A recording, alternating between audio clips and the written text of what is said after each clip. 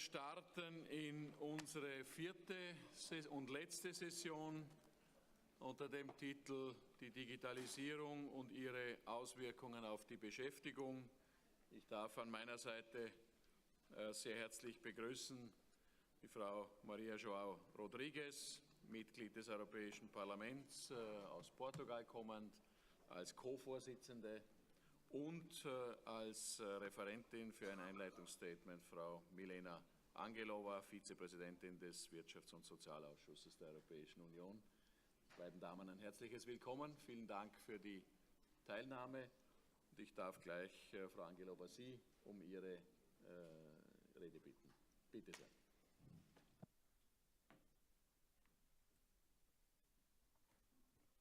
Thank you very much, dear Mr. President, Mrs. Rodriguez, Mr. Kopf, ladies and gentlemen. The future is today. It is becoming reality faster than we can track and predict it.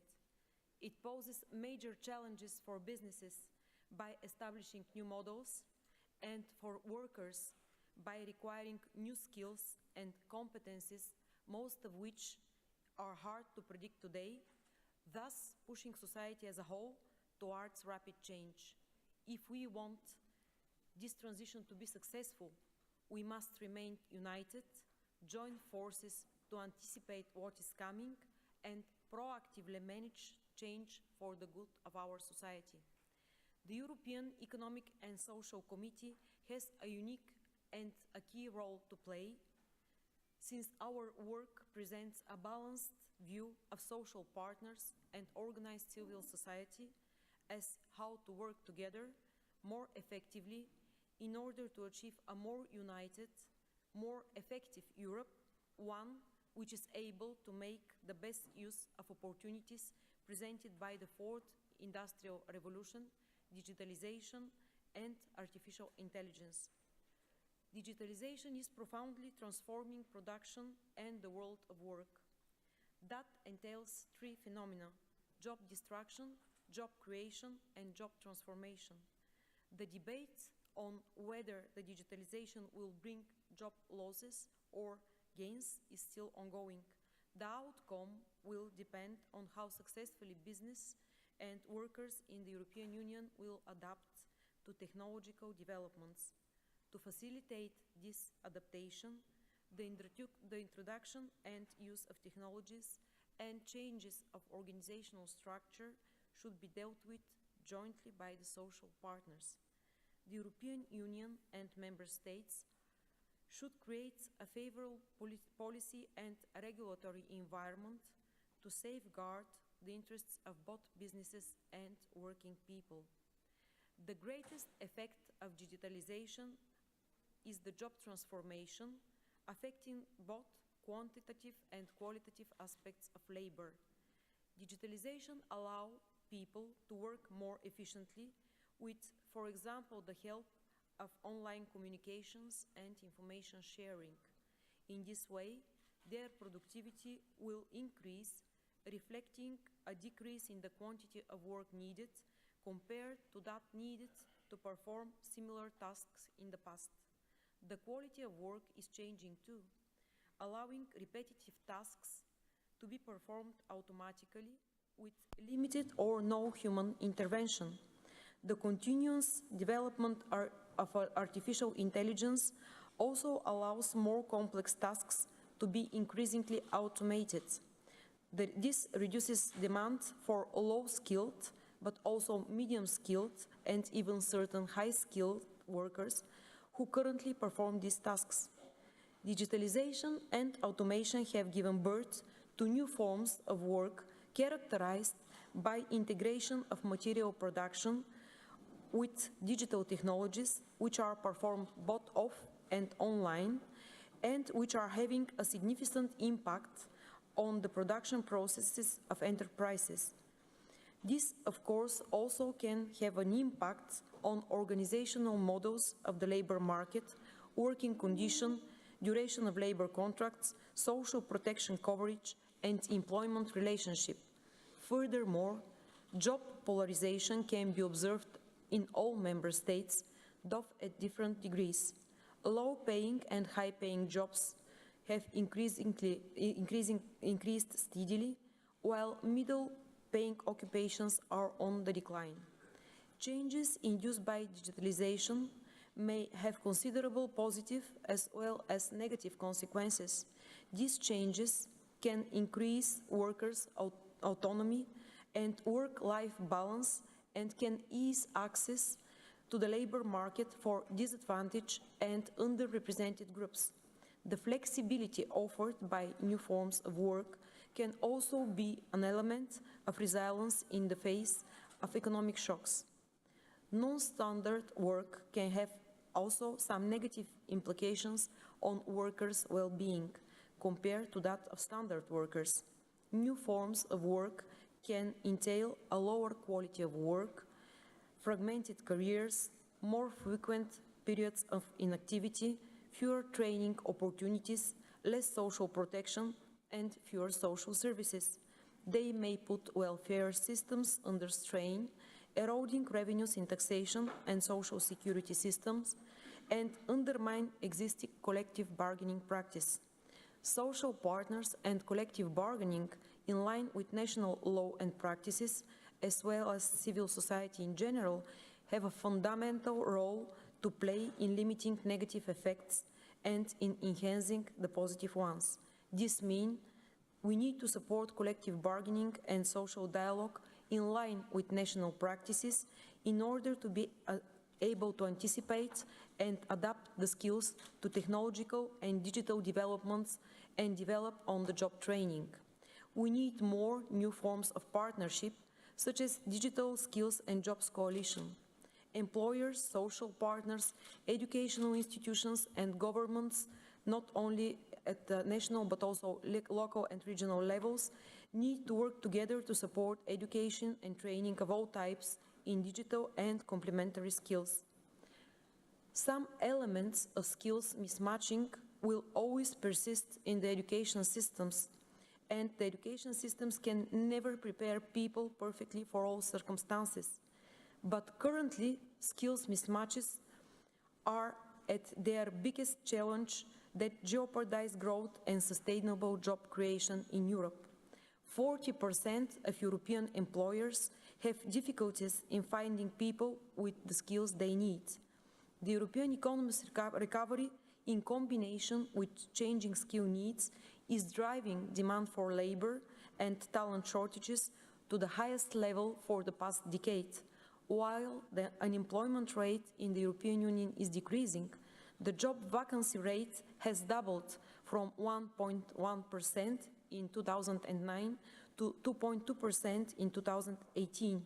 Europe needs a genuine shift of the paradigm of the education and in the goals and functioning of the whole education system, and must put in the core of it the role of the society to accompany successfully this transformation.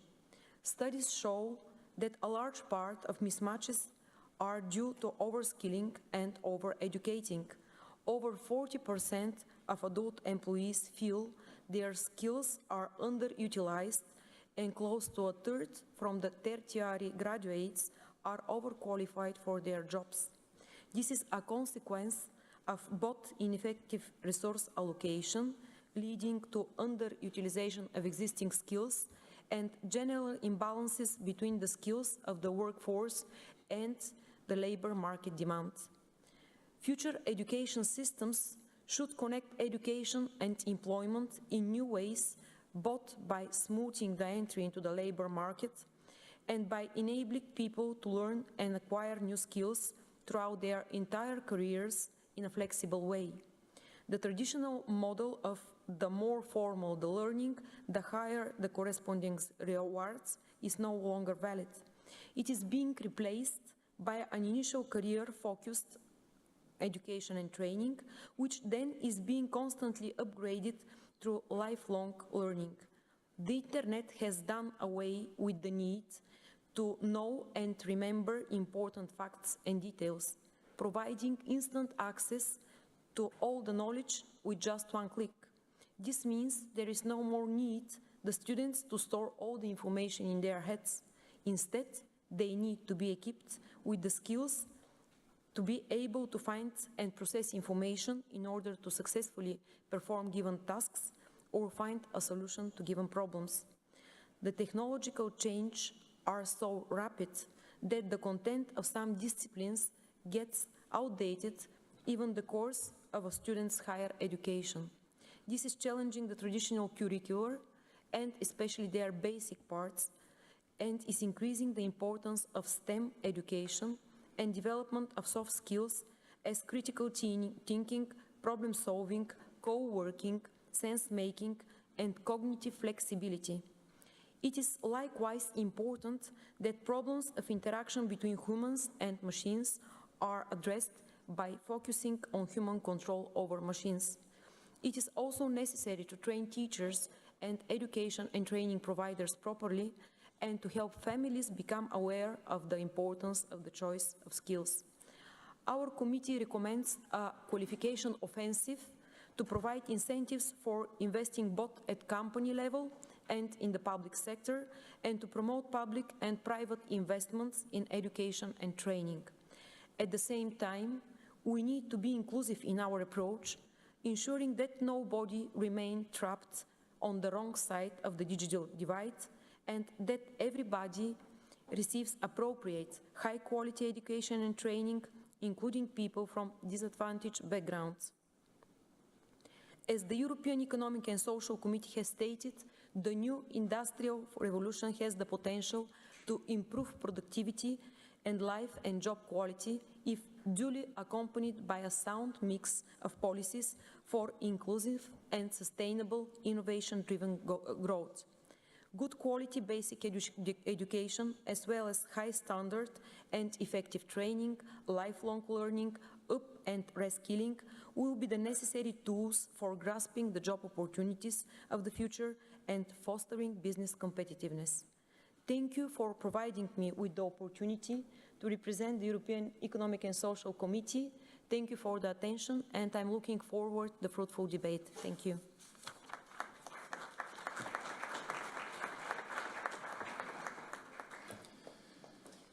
Vielen herzlichen Dank, Frau Angelova. Thank you very much, Ms. Angelova. I hand over to Ms. Rodriguez.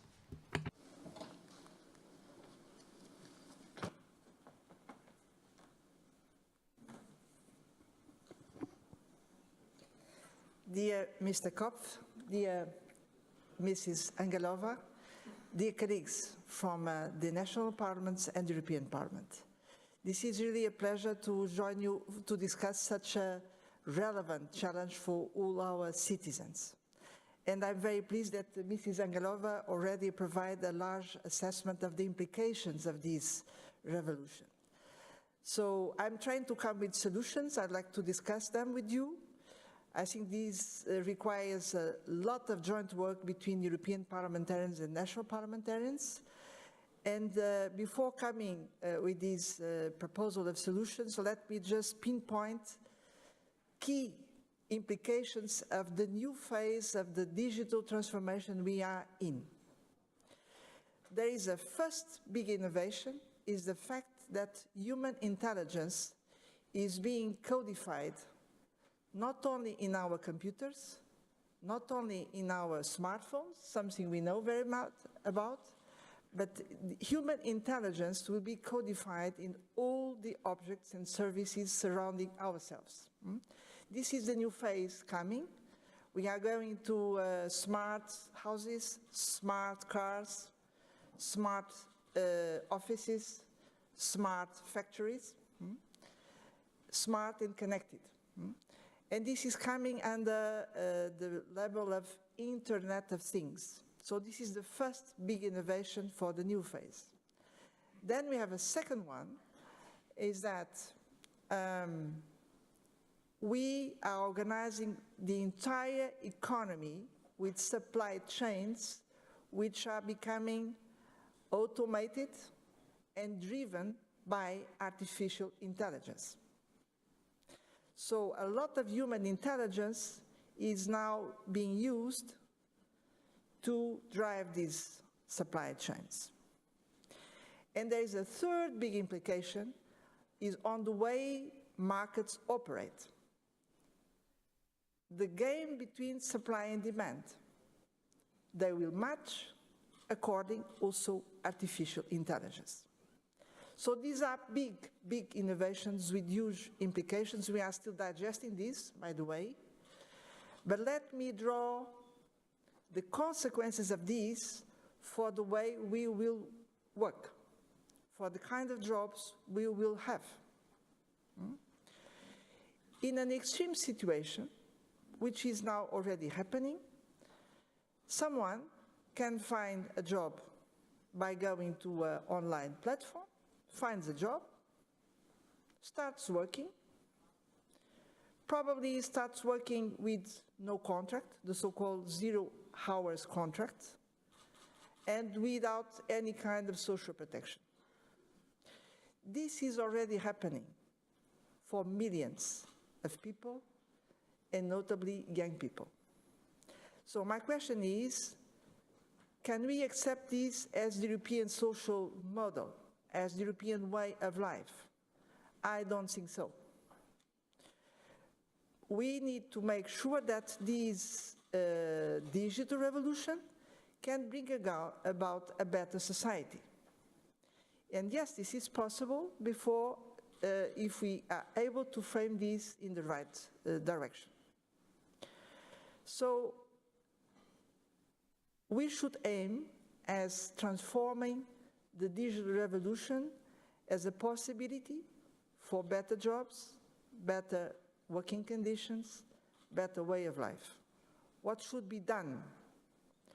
Well, we need to act at European scale, and again, I underline a joint work between European parliamentarians and national parliamentarians can be extremely important. So let me come up with some solutions. We are already working on this in the European Parliament. The first one is to make sure that we have an innovation policy and an education policy to bring about better jobs and to prepare people for these jobs. So the role of lifelong learning. This is crucial. And we need to start from the citizens' needs in health services, in care services, in providing better education. All these should be aligned with the European way of life. Otherwise, of course, the risk we have is go rather to services provided just by Amazon or Alibaba, Chinese counterpart, and this is difficult for us because we need to come up with a real European way of life. The second point is to make sure that everybody working for online platforms should count on a decent labor contract and a clear access to social protection. Well, let me underline, this is a central commitment of the European Pillar of Social Rights, which was adopted by the European institutions. And this is being translated into a new directive, which is the directive on the written statement, updating the labor contract law in Europe. This is extremely important. This was already agreed by the Council of Ministers. The European Parliament is concluding an internal negotiation, and so I really hope that we can come with an agreement before European elections. There is also at stake a discussion about access to social protection based on a recommendation which was also adopted by the Council of Ministers. And then I have a final proposal, which is about how can we finance this? How can we finance the social protection for the 21st century, making sure that all people in jobs can have coverage by social protection? Well, I believe that we need to rethink the way we finance, and we should go to new sources of taxation, notably the so-called digital tax. I believe this is one part of the solution, because a lot of added value is being produced by the big corporations operating in the digital economy. So these are the points I'm bringing as solutions, and I really hope that we conclude some of these commitments over the next months, and that's why the Austrian presidency will be so important. If the motto is a Europe which protects, this is really a concrete solution to protect people. Thank you very much.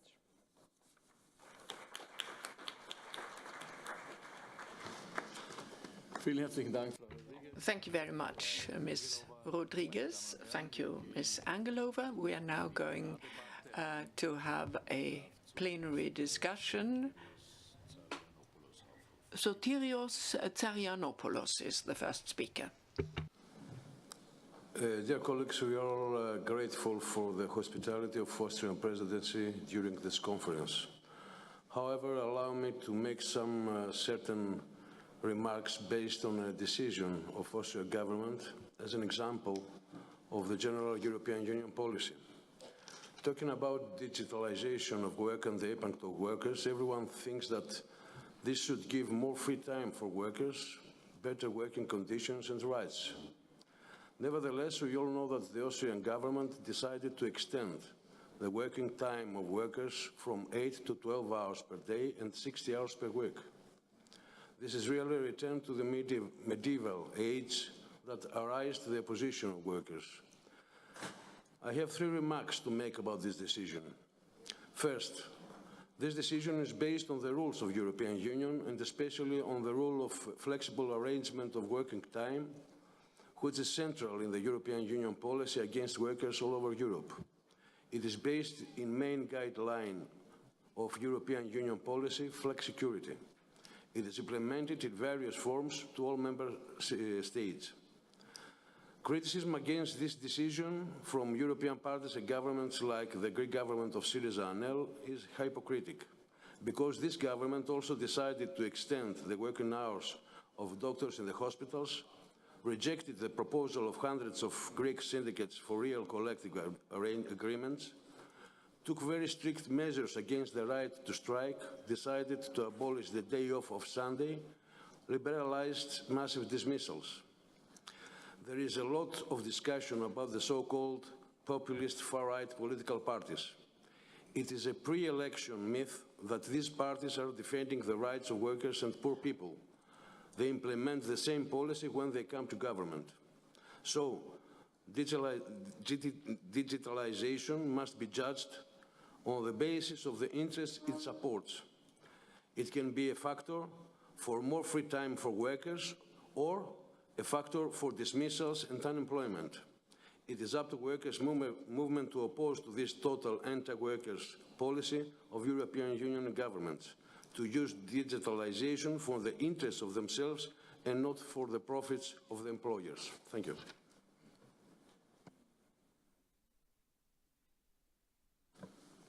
Margarida Marquez, bitte. Margarida Marquez. Thank you, Chairman. First of all, I would like to thank Ms. Rodrigues and Ms. Angelova for their presentations on this important point, which the presidency fortunately decided to put on the agenda of this meeting. I would also like to refer to what the Austrian Minister for Digital and Economic Affairs said yesterday about digitalization. There is an important dimension in digitalization, that is social cohesion. Ms. Angelova spoke of this dimension.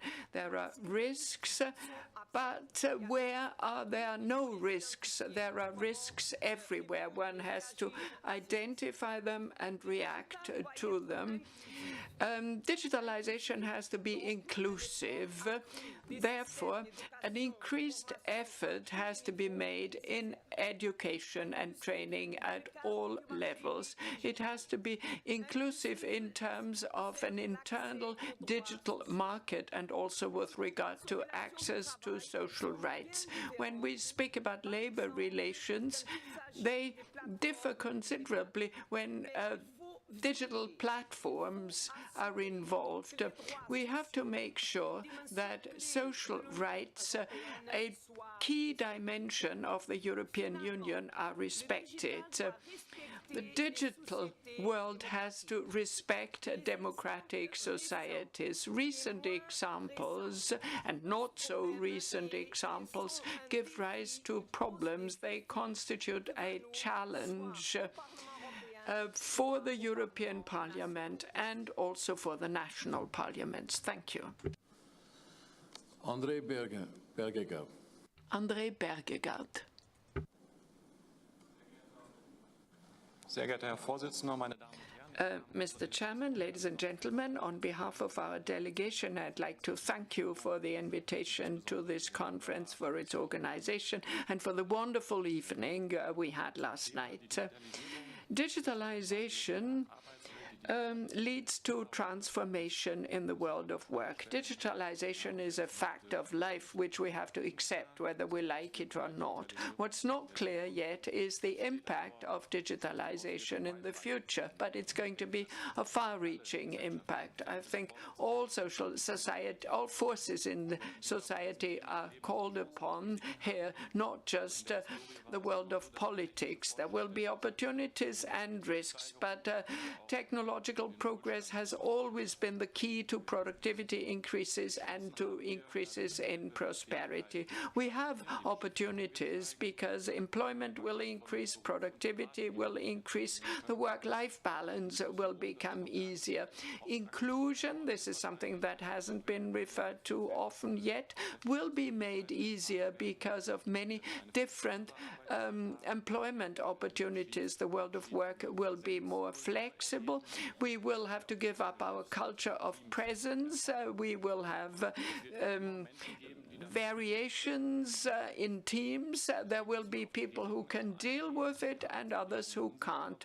So we have to accept the risks. We have to bear in mind that incomes will vary, job security will be lower, and access to social systems will be more difficult. The only solution can be better education and training opportunities, a lifelong learning.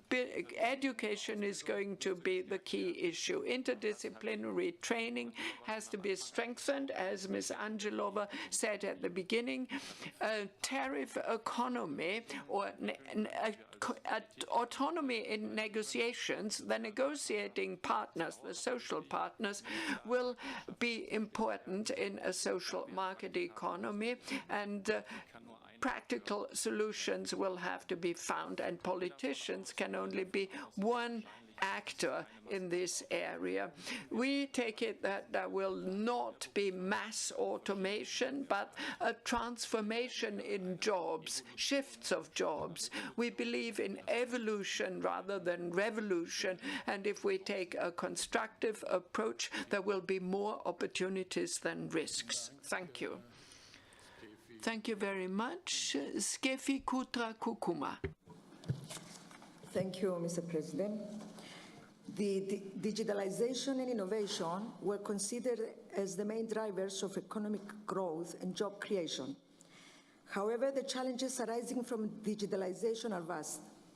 Nowadays, alarming reports shed light on the possible negative impact of digitalization on employment, as new technologies are skill-biased and they favor some particular skills while devaluing others. Skill-biased technological changes may exacerbate inequality as they favor particular groups of the workforce and reduce the employability of low-skilled workers.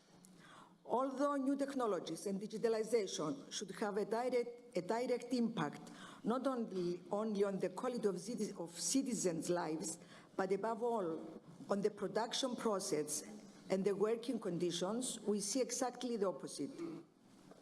While the time needed to produce products has been reduced, the production process in several sectors has been simplified, the profits of large monopoly groups have multiplied, and that does not seem to have affected labor relations.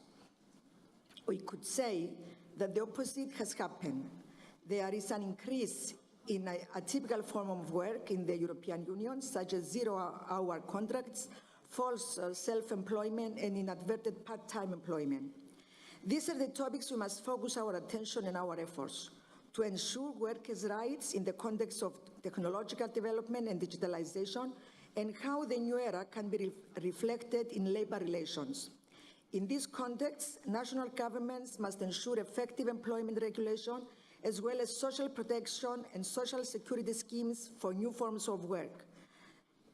Must also invest and mobilize more resources on education in order to upskill and reskill labor force. Unfortunately, the European Commission's proposal for a directive on more transparent and predictable working conditions does not seem to address the problem to any extent, since it does not differ from the increase in labor exploitation.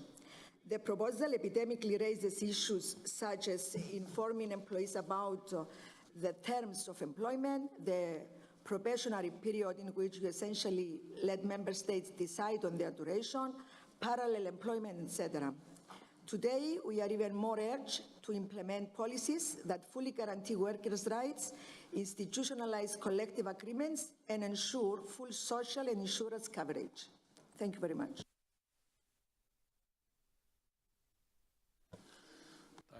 Thank you very much. Ivan Bartolo. Thank you, Mr. President. It is my pleasure to be here and speak in this session. It is extremely important in this day and age to address the challenges brought to the changing reality of work in our societies. Technological change has over the past decades transformed our lives and the work we do. Change brings with it both opportunities but also fear of the unknown, and technological change is no different. I strongly believe in the need to enhance our educational standards and increase opportunities so as to enable younger generations to not only catch up with change, but also be change catalysts themselves. It is essential for our educational system to engender flexibility and adaptability in our young ones. Artificial intelligence development will have, and the placement that this will have on the current employment patterns, so as to prevent, as far as possible, future unemployment shocks. It is essential to ensure continuous lifelong education and training across all sectors of our society and workforce, so as to equip them with all the tools and skills necessary for them to adapt to our changing work environment. We need to work harder so as to reduce the number of teenagers that are neither in employment, education, or training at the age of 16 when they leave school. Malta has made some progress on this important issue. However, more needs to be done. We also need to ensure that EU funds for the next programming period 2021-2027 are dedicated towards the educational needs of our younger citizens. Thank you for your attention. Vielen Dank. Thank you. Adão Silva. Thank you, Mr. Chair, here. And thank you to Ms. Angelova and Ms. Maria João Rodrigues. We know that labor market is undergoing great transformations. Robotics, digitalization, artificial intelligence, all contributing to a real job transformation. This labor market has a special correlation with social protection, and especially with pension system. The question now is trying to understand how this transformation in the labor market can transform the social system in general and the pension system in particular. So, some questions First of all, how are you going to finance these welfare social systems, and especially pension system, after all these transformations?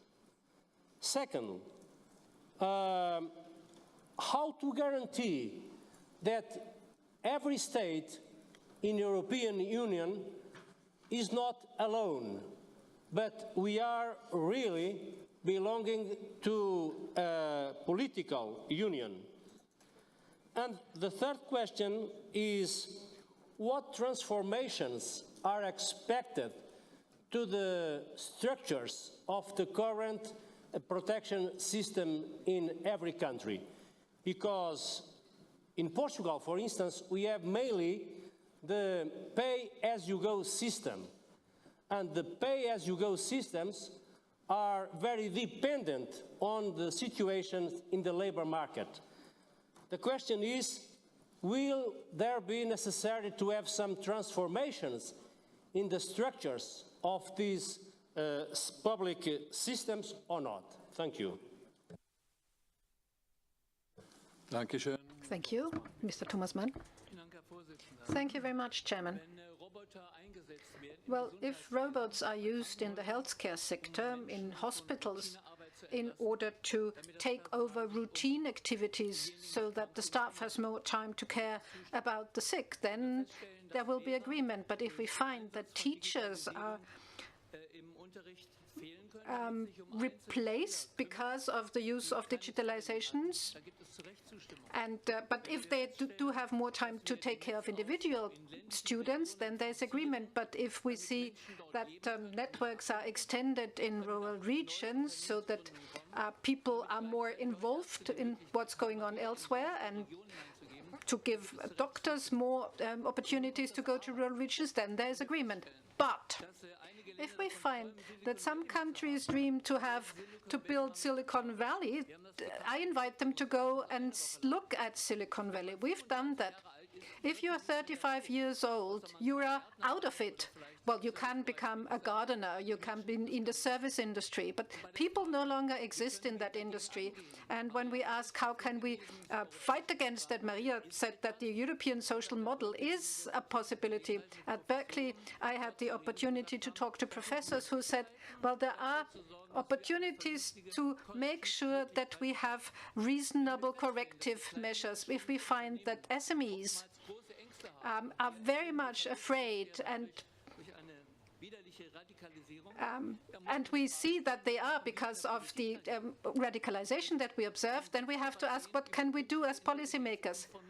Congresses that inform about artificial intelligence, not only by professors and users, but by people who bear the responsibility for that in companies. And also talking about what is the change, namely, if we are a learning society, then we are the ones who are accountable. We have to make sure that vocational schools are better equipped, because they are the ones that have access to practical work. That is important. Or if we have future days, then we have to try and get everyone, those trainees, apprentices, those who work. I did a report in Parliament for intergenerational workplaces in order not to divide the older and the younger. I could go on in listing productive possibilities, but let me close by just saying thank you. Thank you to our Austrian friends. First of all, perfect organization. Second, a lot of well-being and very interesting topics, very interesting speakers. That's something that you don't see every day. I think your presidency is really making others run for their money. Thank you very much. Thank you very much. Also for the words of praise. Agata Borovic.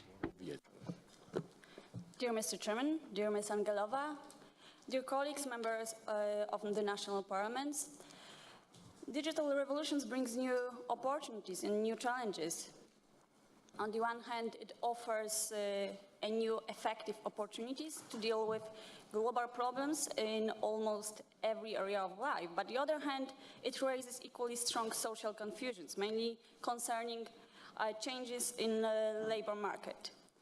New professions should and will be created, whereas representatives of all professions will have to gain new skills and use new methods. Some of the professions can be even completely replaced by the new technologies.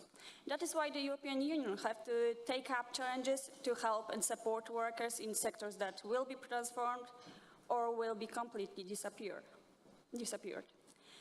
Decision makers should be conducted by regulations of the European Pillar of the Social Rights established in Göteborg. It's important for the European Union, and it's important for Poland, to anticipate these trends and to be prepared to them. It requires mostly supporting citizens in adapting to the new reality and new challenges and preventing them from the social inequalities.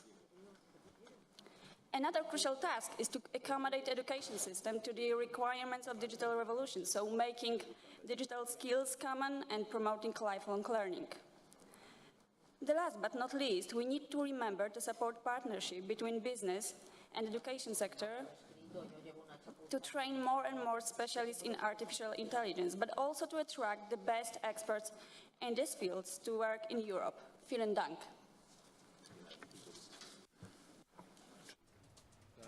Thank you. Maria del Mar. Muchas gracias, señor presidente. Thank you very much, Chairman, colleagues. Digitalization is a very interesting topic. The transformation of our world presents us with great challenges, and we are all caught up in this change. But I guess every challenge is also an opportunity, and it's an opportunity that I hope we can make use of if we can find the right measures. And this is my first question. What would governance have to be like in the digital age? How can we control digitalization? It's very important, as has already been said, not only at European level, the Commission and the Parliament, but also at national level. A lot has to be done. The government in Spain until 2017 introduced important measures that made us progress, but we have to coordinate our activities. This is not only about states, about regions, it's about everyone who is involved in this process. It's the business community, it's the education system. If we want to benefit from digitalization as users, as public authorities, then we all have to be part of the decisions that are being made. The impact on employment, well, recently in Europe we talked about the need to create jobs for young people. Digitalization is a very powerful tool to create new types of employment, but there can also be risks involved. So we need to adapt education and training to the needs of companies, which means that we have to upskill people. These are all challenges that we're all confronted with, but I guess we can overcome them. There is an OECD study that says that 25% of jobs are going to undergo serious change when it comes to the activities involved, and we will have to anticipate that change. We need to come up with medium-term and long-term strategies to be ready for that. Another big challenge within the area of digitalization is the need to strengthen social cohesion. Governance and the control of digitalization needs to ensure access of everyone to all resources, no matter where they live. Where you live must not have any influence on how much access you have. All of the resources have to be made available to everyone, to all living in rural regions, in peripheral regions, and in order to overcome the crisis of the last years, we have to do. Thank you very much. Carla Tavares, bitte. Carla Tavares. Thank you, Mr. President. Thank you, Mrs. Maria João Rodrigues, thank you. Mrs. Angelova. It has been proven that education and training are the best and the most effective investments in Europe's future. But the future will also bring us the challenge of the new technologies and the digital transformation of Europe. In fact, investing in education and training can never be thought of if we don't have in mind the need for investment in digital, or better, on training and education for this new digital era. However, this new digital era, as well as the growth of the new technologies, such as automation and robotics, may have negative impacts on employment in the future. Negative impacts that we must now anticipate so that we can effectively predict and counteract. In fact, if in one hand the digital means progress, development and increased competitiveness, in the other hand, it's not even true that carries with the dangers of degradation of atypical working conditions and especially can lead to increased insecurity at work. And this is a danger that we cannot afford to ignore it. We must therefore be vigilant and be able to anticipate the negative consequences of this impact, minimizing them. It is therefore the utmost important that the European pillar of social rights be strengthened, aided and implemented in all UE member states. It is essential and urgent that legislative measures designed to ensure and guarantee the obligation and universality of social rights, as in employment protection, in sickness and in parenting, and as all workers in the European Union, whether on account of another person, whether on their own account, and may be covered. I must mention the important gender impact that digital represents, insofar as, according to the no studies, it will be the jobs occupied by women the most affected by the automation of production, as well as the generalization of digital, which will further exacerbate the inequalities that already exist. It is important to us anticipate all of this. It is important that the European Union as a way of reacting to this. Thank you.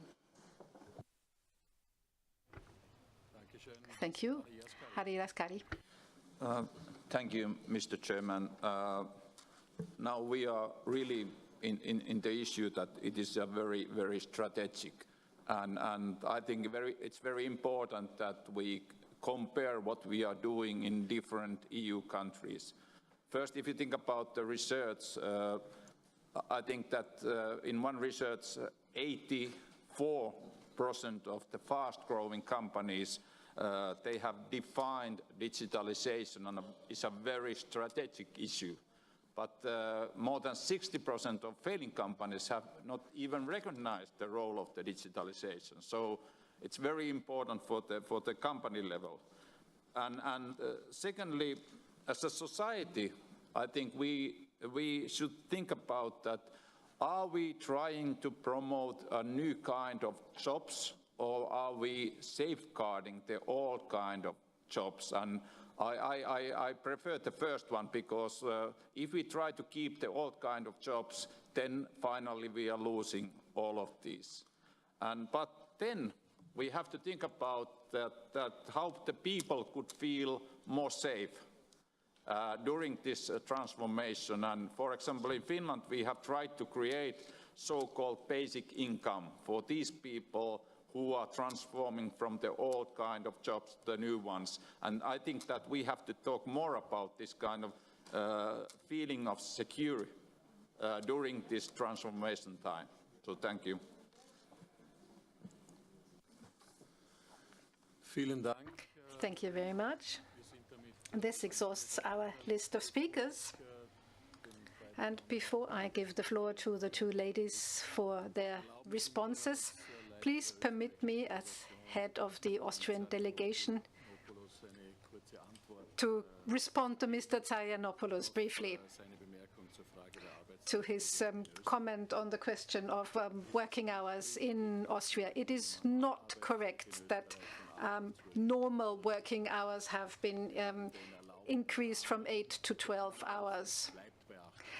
Working hours are still 8 hours, but the permissible framework have been increased from 10 to 12 hours in order to respond to the need for flexibility without, however, expanding or increasing working hours. It has been possible hitherto in the past to increase working hours from 10 to 12 hours under tariff negotiations, which is something that was applied to about 15% of workers in Austria. And we had the painful situation that particularly small and medium-sized enterprises had a situation where there was much more flexibility, namely work over 10 hours, unfortunately under illegal circumstances, but usually in agreement with the staff. And this has now been remedied. But of course, the EU working hours directive with 11 hours of rest and 48 hours average within 17 weeks is still valid. And the staff members see that positively. The trade unions see it less positively. So much for that, and now I may ask the two ladies to respond. I'm sorry, but I had to just vent in my capacity as head of delegation. Thank you very much, Mr. President. I would start with the very positive remark made by Mr. Bergeger, who was really right that it upon us to decide what kind of approach we should take to the technological revolution that we are evidencing nowadays. I think if we take the positive approach, then from this positive angle we can start and tackle all the following issues. But I could not more agree that always the progress brings positive over the negatives. So it's in our hands how to use these positives. And I think that Mrs. Angulo made a very relevant question to that end. So I think the question, what governance, is key. I think that we need inclusive governance. Inclusive governance that will give us the ownership over the decision so that we are then charged with the implementation of this decision. And I think that we have a right instrument in the European Union because the European semester equips us with everything that we need. And it's up to us to really make the best use of this. So I think that we have to work more, including at national level, in order to make the European semester really an instrumental tool which will help the member states to cope with the challenges of digitalization. And in that regard, I would like to really prize the question and the angle that Mr. Mann brought into the discussion, because I believe that we should take a human-centered approach to the automation. So I believe that always the human will be the heart of and the driving force of the digital revolution. The human brain and its creativeness and emotional side and sense cannot be replaced by machines. So I'm quite confident we are not endangered and we will be not vanished away by forthcoming robotization and automation and the Internet of Things. So therefore, I would like really to distinguish the concerns raised by a number of speakers, starting from Mr. Zarianopoulos, Mrs. Marquez. Also, I heard the same concerns by Mrs. Kutra-Kukuma and also by Mr. Silva. But I think that we are really paying attention at European level and we really try to anticipate and the change and to be equipped about this. In terms of pension system, of course, the growing life expectancy and the overall aging of the population of Europe will put more pressure to our pension system. But at the same time, we are more united, and the proposal for pan-European pension product is one evidence to that regard. So I think we are well ahead of the coming changes, and we are well equipped with instruments to deal with them. So all in all, I also think that the the aspects for the SMEs brought and the society choices brought by Mr. Jaskari is very relevant. We should help everyone who is feeling really left behind this digitalization, being workers or small businesses. And to that end, I think that it's really vital to speed up the negotiations of next multi-annual financial framework, because these are the tools that we have in hand to really intervene and make relevant policy. And I would like to add my gratitude and congratulations to the Austrian presidency for organizing this very interesting exchange and for having organized it in so efficient and inclusive manner. Thank you very much.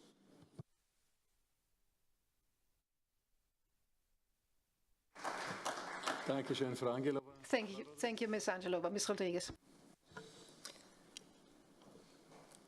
Thank you also to the Austrian presidency to provide us this opportunity to undertake such an important debate. I think the debate showed clear awareness of the implications of this transformation. And yes, of course, we have huge positive potential, but also some risks. And that's why we need to have joint action. I like your words, Mr. Angelova, on inclusive governance. What is at stake for us as European and national politicians is to build up a framework for inclusive democratic governance of the digital transformation. And I saw from your comments that, yes, we can organize this joint work. Let me pinpoint some solutions where our joint work will be decisive. The first one will be the upcoming program for Digital Europe. This is part of the next multi-annual financial framework.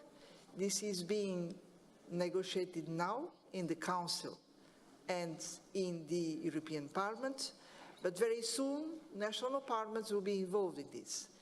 And we need to have a EU program which is aligned with a real European innovation policy to make sure that the digital transformation will respond to our needs as Europeans in health, in education, in the way we organize our urban life, our houses. And that's why we need to involve all the stakeholders and to come up with a software aligned with the European way of life. I think this is a big priority. The second one will be translate this into new skills for the new jobs. And most of you underline the role of lifelong learning. Of course, we need to revamp our education and training systems. Then we have a third point, very important, which is now in our hands, is to update labor law in such a way that all people in jobs, whatever the job, including online platforms, they should count on a clear and decent labor contract. This is the purpose of the directive being now negotiated in the European Parliament. If we manage to conclude, and I hope so, then this is the job for national parliamentarians to adapt to the national labor law. We have a fourth point, extremely important, is about social protection. Many of you underline this. Yes, of course, we need to make sure that everybody, whatever the job, is covered by social protection. We cannot run the risk of having one part of our workers without coverage and without contributing financially to the social protection. And so a recommendation was adopted by the Council of Ministers, and again, it will go to the national parliament. So a big job will be in your hands when it comes to national parliamentarians. And then we have the final issue, how to finance all this. And we can sometimes be confronted with the argument there is no way to finance this. This is too much expensive. I don't believe so. We need to have everybody contributing for the social protection. But more than that, we need to have the big players in the digital economy which are now making huge added value, also to give their fair contribution. So that's why digital taxation is now also a key initiative to be, I hope, supported by all of us. And so these are the points I'd like to underline. And again, many thanks for this opportunity to discuss this together.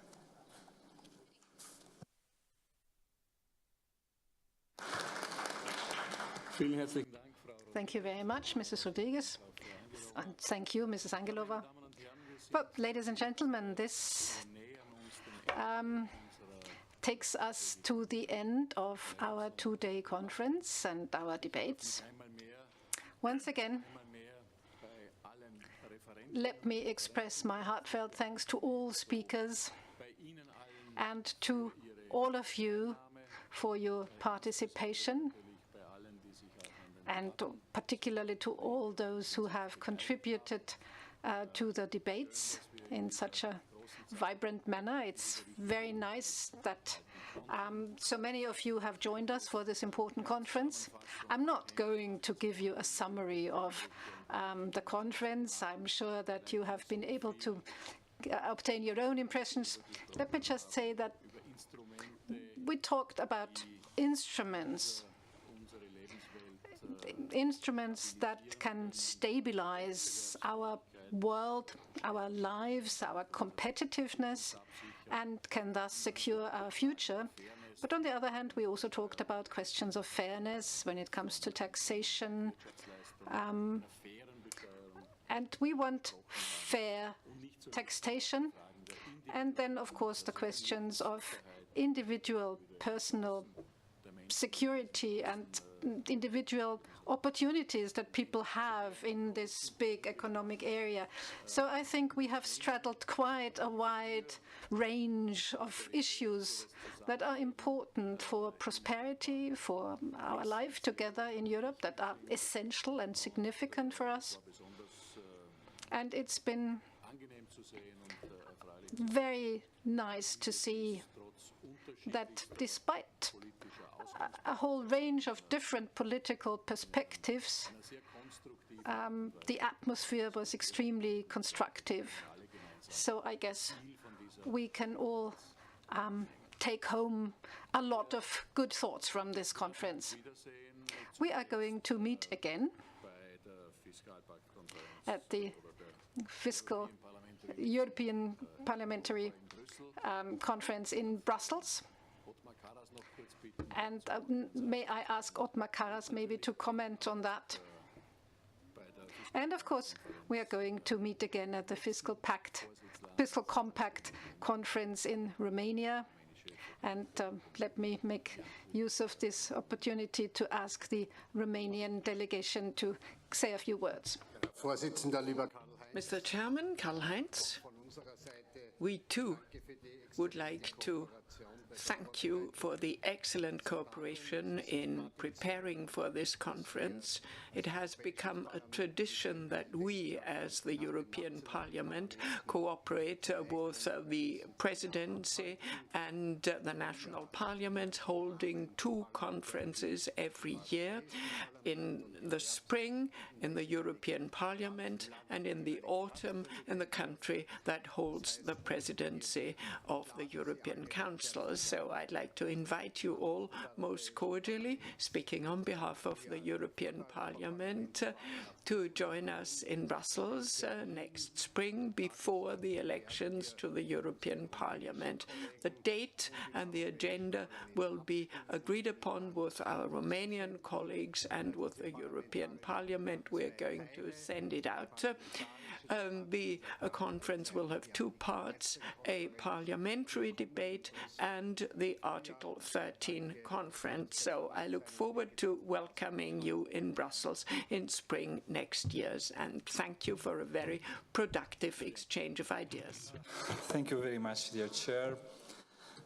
Ladies and gentlemen, dear colleagues, I'm very happy and in the same time very honored to address you on behalf of Romanian delegations, but not only, also I am sure that on behalf of you to express our appreciations, our gratitude to the Austrian delegations for their extraordinary effort, for your capacity to offer us a relaxed and pleasant conference, and especially a unique event yesterday.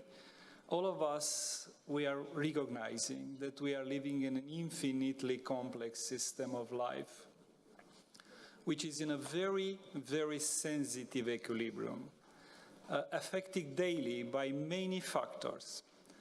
Part of these factors we tried to analyze on this conference.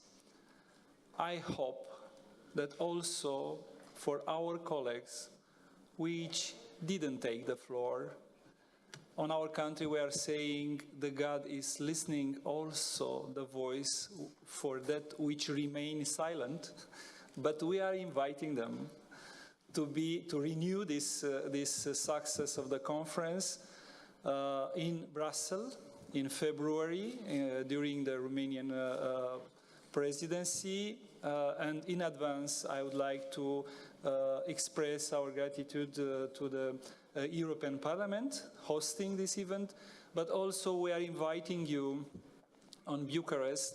I know it is very difficult to take the relay from Austrian presidency and to keep this status of success, but we are doing our best and we are waiting for all of you in Brussels and Bucharest also. Thank you.